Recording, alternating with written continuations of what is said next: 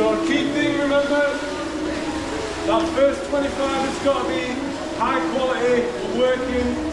Slow that second 25, so it's a touch, 1, 2, and we're off, alright? Hello, hope you're all well. I hope you've been training hard, getting into the season now. So we're here with some Vo2 training today, which is a bit unusual for September. We kind of have this tradition, probably a lot of you are the same, where you kind of train a lot of aerobic at the start of the season, and then kind of you threshold, some Vo2, some race pace, and then you target meet in December. Whereas we've come in and Lewis has said he thinks it doesn't make sense. So we're doing a lot of speed and a lot of Vo2. So you'll have seen the speed if you watched last week. And essentially we're hitting this Vo2, but in a different way to how we've done Vo2 in the past. So your traditional kind of Vo2 sets are your 2100s best average. Whereas we're doing this set anyway is 1250s off 40. So the first 25 is at a target pace, which is kind of in reality goes a bit to the wayside. It becomes a 25 fast and a 25 to just make the turnaround. So it's one of them that sounds easy on paper, but is actually pretty hard and gets hard really quick. So the first 4 reps of each round, that first 25 was freestyle. We can see as we finish coming up to finish the second round now, this last 25, we start off kind of fast-ish, and then you'll see when I get to about halfway, it shuts down a little bit. And it's, like I say, it's just a very new way of doing VO2. But if you think about it, we're having a heart rate of very high. I think my heart rate's in the 180s here throughout this set.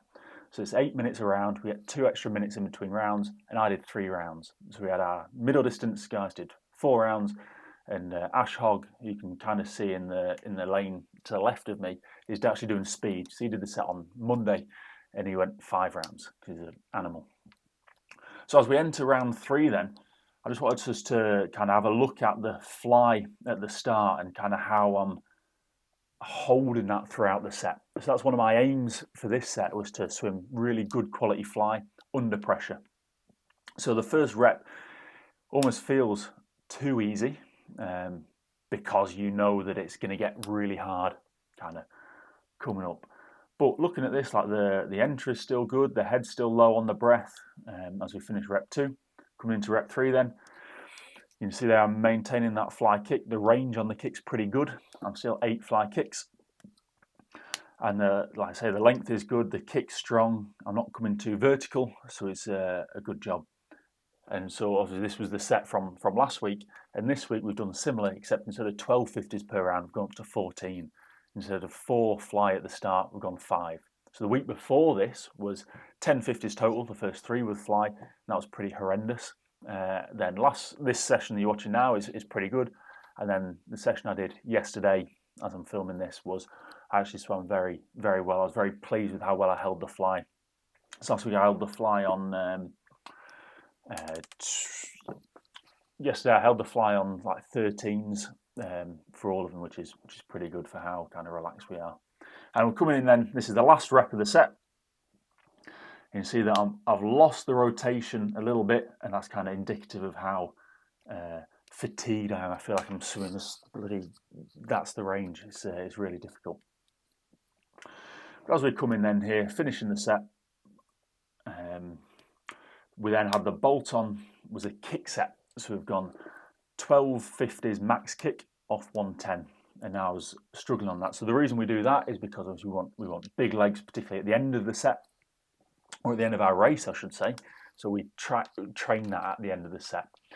And all fly kick on my back, that is very tough. I'm kind of cramping up the whole way, as we will see right now.